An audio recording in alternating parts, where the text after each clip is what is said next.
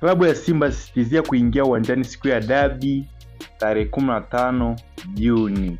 Kupitia barua yao wameandika, klabu ya Simba inawaarifu umma, wanachama na wapenzi wake kuwa itaingia uwanjani siku ya Jumapili tarehe 15 Juni 2025 kushiriki mchezo namba 184 kama ilivyopangwa na bodi ya ligi kuu Tanzania.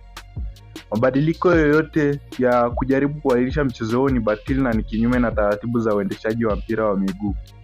Kwa msingi huo, klabu ya Simba itashiriki mchezo wote wa namba 184 isipokuwa ule uliopangwa kuchezwa siku ya Jumapili tarehe 15 Juni 2025.